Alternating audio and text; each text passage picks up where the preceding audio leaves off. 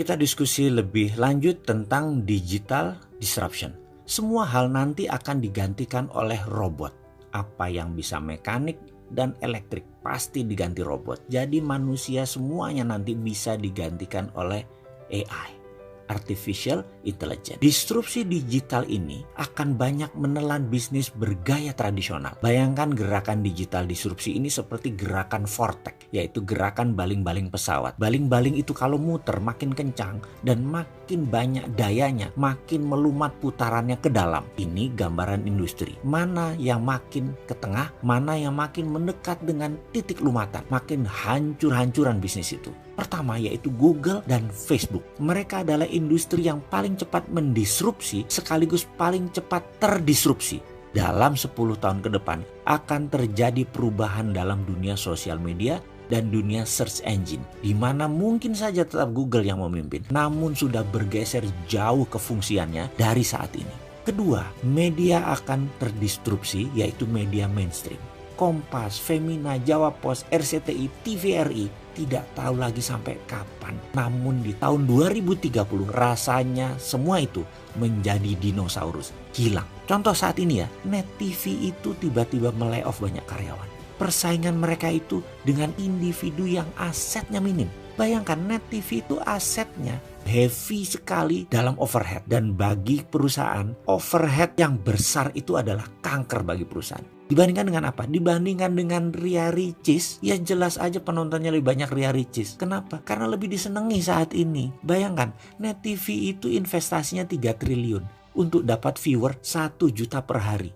Channelnya Bosman Mardigu itu 1 juta juga viewernya per hari. Dari YouTube, IG, dan FB. Modalnya berapa? Kecil sekali. Atta Halilintar per hari itu 7 juta viewer. Deddy Corbuzier itu 6 juta viewer. Raffi dan Gigi itu 10 juta viewer per harinya. Modalnya nggak sampai semiliar. Bubrah itu semua media mainstream. Apalagi nanti waktu 5G hadir di Indonesia tahun 2020 dan 2021.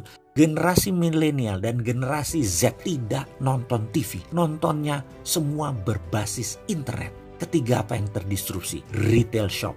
Ramayana, Matahari, departemen store serba ada akan musnah menjadi marketplace digital jualannya. Menjadi personal bisnis itu dan menjadi direct bisnis itu. Produsen langsung ke konsumen dan konsumen langsung request ke produsen. Nggak ada lagi orang tengah, nggak ada lagi pajangan, nggak ada lagi retail shop. Keempat adalah hadirnya fintech, financial technology. Barusan kita cerita kalau banyak bank akan atau sudah mengurangi kantor cabangnya. Ini akan merubah dunia perbankan, baik dari jumlah cabang, jumlah karyawan, hingga jumlah ATM. Di tahun 2030 bahkan, dibandingkan dengan saat ini, akan tinggal 20% jumlah karyawan bank, cabang bank, dan mesin ATM. Karena semua sudah menjadi mobile. Kelima, selanjutnya, apa yang terdisrupsi? Telekomunikasi. WA itu akan melibas semuanya. Telkom akan berubah landscape-nya. Kenapa? Karena mendadak komunikasi menjadi semuanya gratis. 5G nanti bisa gratis. Dan kalau Telkom mengadopsinya telat,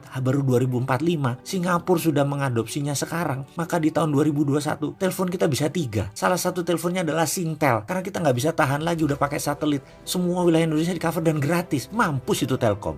Tapi itu adalah bisnis yang terjadi bahwa telekomunikasi akan terdisrupt kalau tidak cepat-cepat melakukan perubahan game changing.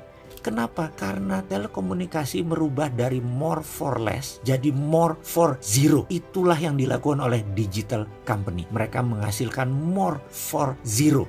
Itulah ciri digital disruption. Keenam, apa yang terdisrupsi kemudian? Edukasi. Edukasi nanti tidak akan pakai ruang kelas dan guru lagi. Apa yang dilakukan?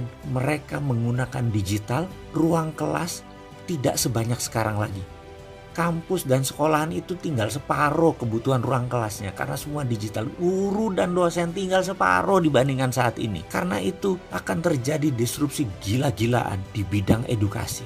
Dan ini akan membuat shock. Kuncinya sekali lagi, dalam digital disruption, cirinya adalah kita menghasilkan layanan yang more for less. Jadi produknya 10 kali lebih bagus dari yang existing. Tapi 10 kali lebih murah dari produk yang existing juga. Kalau itu sampai terjadi, maka industri akan digoncang oleh layanan more for less dan more for zero.